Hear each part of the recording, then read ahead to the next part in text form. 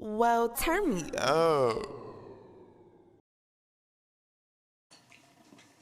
Alright, so tell me why you become a recording artist. Well, I became a recording artist. Yeah. It was just something that came natural. It's something that I love to do. So I ain't never been the type of person, well, I wasn't raised to be like somebody that work a regular job, because most of my uncles and just the people around me was all like entrepreneurs. So Yeah. that's really what made me really serious with music, because I could never see myself really just working a regular job.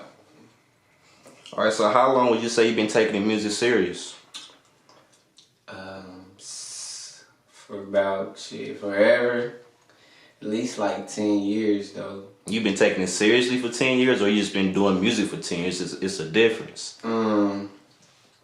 Yeah, because my last job was like, my last job was like right before my son's first birthday. I had got fired from Finish Line Warehouse. Yeah, So, I worked there too. Yeah, so when they fired me, I'm like, man, I'm never working for nobody again. You feel me? So I was already doing music at the time, but from that, it kind of made me. I was like making beats, but I wasn't real serious. But me losing my job kind of made me more serious on the production end, which brought me in more revenue, and it kind of helped me fund my music at the same time. So Yeah. ever since I lost that job, I ain't had a job. Like, I've been doing music full time. So yeah, I say seriously for like 10 years, because if I don't work, I don't eat. And I got it, like, that's why I always keep one foot in with the music. Whether it be me being a producer or an artist, because I really feed my family off of that shit. So it'd be hard to step away at any point in time. So how long you been actually producing music? I've been producing probably like a little bit under 10 years. I've been doing music seriously for probably around 10 to 12 years, but production came a little bit after. You know what I'm saying? Me doing music. Like I said, it was just something that I picked up to kind of generate some revenue outside of working or in the streets or whatever. So are you a self-taught producer, or you have someone teach you? For the most part, I like to be a pupil. You know what I'm saying? So like, if it's anything that I don't know that I'm trying to learn, I YouTube it or I ask questions. Like, I don't never feel like I'm too good to learn. You know what I'm saying? I feel like every day or everybody got something that they can learn. So yeah. All right, so which one you like better, the producing side of the music or the artist side of the music? Man, somebody asked me the same question. It's really like one and the same, because all my music is basically based off my mood. So I feel like my sound is organic because it's the sound that I'm making like around my music. So it's all like one and the same. I couldn't really see myself doing one without the other now that I've been doing it so long. You feel me? Alright, so name some people that have you produced for, like records that's out right now. Of course, Boosie, everybody know.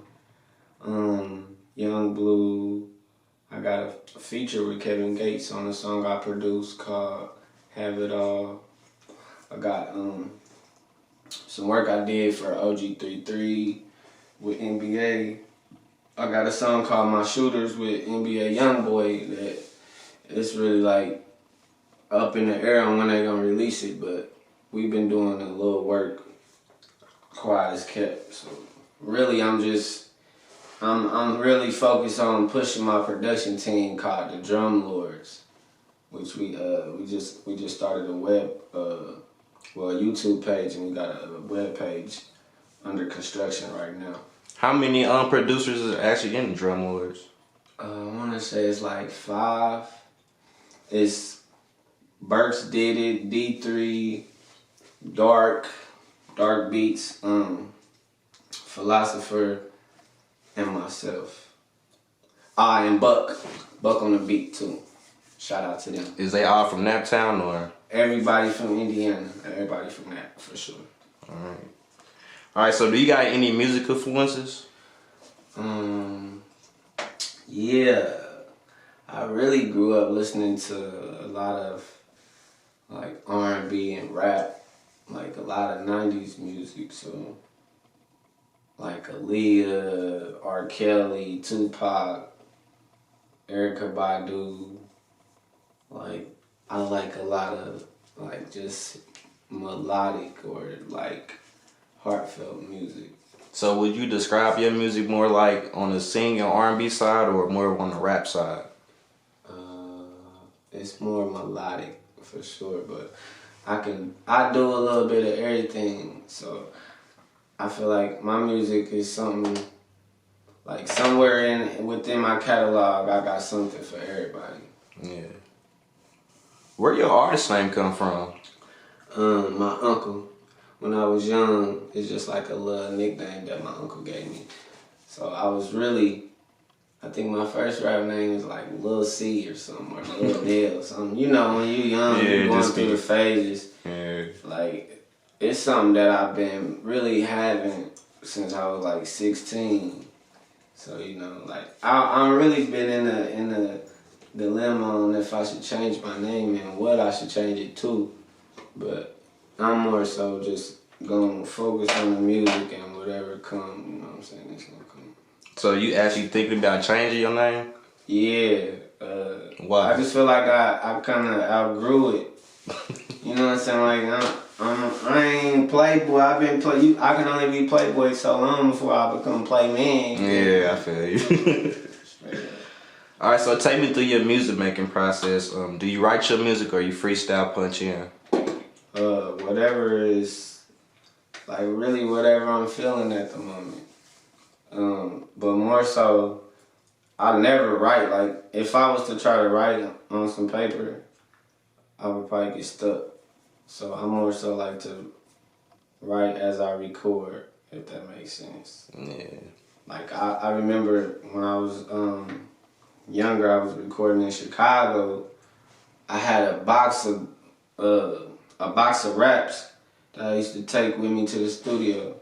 Like, just full of papers, 3 or 4 notebooks, folders full of raps, verses, whole songs, half of songs. Just a bunch of raps that I was writing over the years, ever since I started writing. And I've probably been writing since I was like 9 years old. But I remember losing that box, you know what I'm saying? So once I lost that box, that kind of like put me in the mind state of like, fuck it. Yeah, fuck writing. I might as well just like store all that shit in my head. Yeah, I would be prepared. What's crazy, a few songs you might hear today, songs that I wrote when I was 17, 16. You know what I'm saying? As far as hooks, at least. Like, it's a lot of shit that I'm still just now releasing because I wrote like that many songs. All right, so tell me your opinion on the Indianapolis music scene right now. Like, what you think? It's dead. Damn, that's how you feeling? It's dead. It's like, I mean, I feel like it's picking back up because a lot of the artists that's really striving and consistent with their work are starting to get like them opportunities. But I feel like a lot of people in the city not motivated like they should be. I feel like it was a time where it was like fulfilling to do it. And right now it seems like a lot of people just doing it for the wrong reason. Mm-hmm. Or they not putting all their effort into it.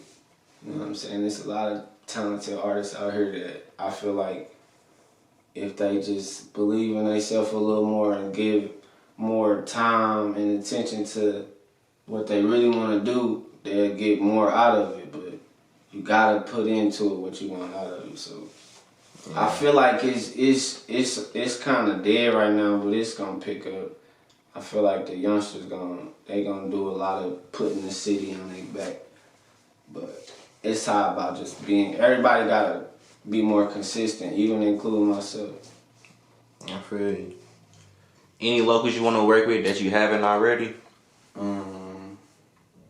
All of them. I ain't gonna leave no name out. I wanna work with everybody.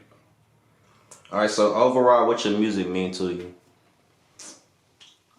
Man, it's really like it's really like it's the family business, man. This is what I know is gonna feed my family for generations to come. So I can't drop the ball. There's a lot of people that's depending on me to really do something with this. So that's why I go so hard, because I know I ain't just doing this for me. So everything, to answer your question, it means everything to me. Where you actually record your music at? City Dump with Icon. City Dump Records on the south side, Indianapolis. Alright, you mentioned Boosie earlier in this segment. Didn't you actually sign to Boosie? Yeah, last year, 2018. I've been working with him though, as far as being a producer, for going on like 3 years. But I finally let him, he finally got a chance to get to hear my music last year. And once he heard it, everything else fell into place from there. So he thought you was a rapper at first. He didn't know you was a producer too? No, he knew about me being a producer. He didn't know about my music. Yeah. Like, I wasn't really pressed on like pushing my music to him, because I was really there just to be a producer. I didn't want to like overstep my boundaries. I kind of was being strategic, you know what I'm saying? I just wanted to build a relationship with him.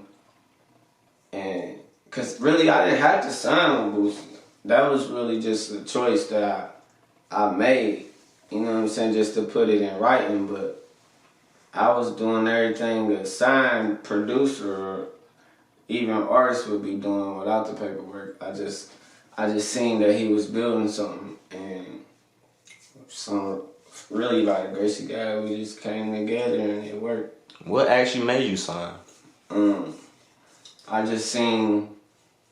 I seen how everything was without the paperwork, like the business, like how he took care of his people around him. It just felt like a situation that I wouldn't mind putting myself in, you feel me? Like, everything checked out.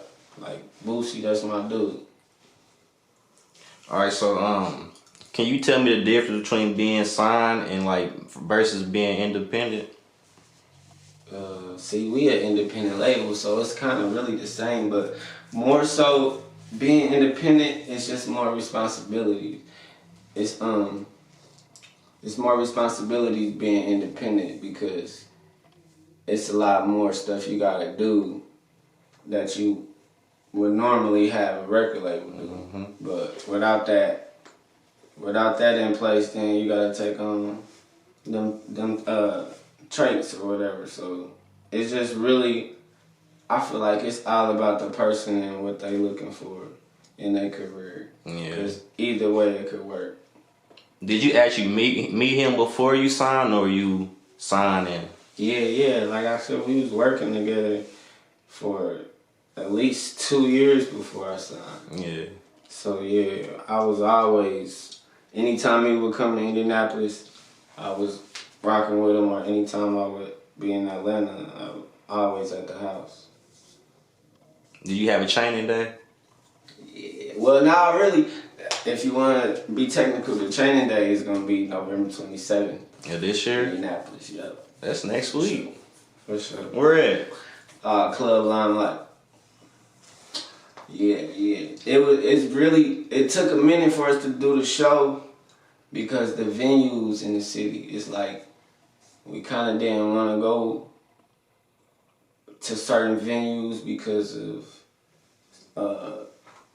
previous incidents that happened within that establishment. Yeah. You feel me? That we don't want to do too much talking about, but it kind of took us longer than what we planned longer than what we would have liked to do the first show on that because of all of that, out of just the technical difficulties. But I feel like it's better late than never. Everything happened for a reason. And me and Boosie about to finish up this video to one called That's All, which is like my coming out single on the label. We about to get the rollout to that. And we gonna be shooting a video the same day of the show. Ain't Boosie on that song with you? Yeah. One called That's All featuring Boosie. Alright, have you worked with any other members of Badazz Syndicate? Yeah, really every artist on there. B Will. Like I said, I did a few records for Blue.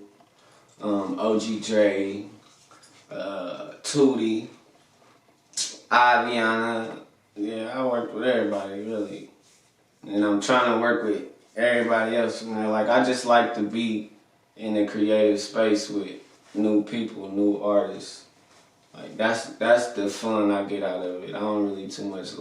I really work off of energy, so that's really the most meaningful thing about making good music. Is just good energy. All right, so tell the people where they can follow you at. You can follow me at Playbwoi PLAYBWOI_88 on all social media sites. Any shout outs you want to give before you get out here? Shout out to Cowboy. That's it. That's my boy. Well, turn me up.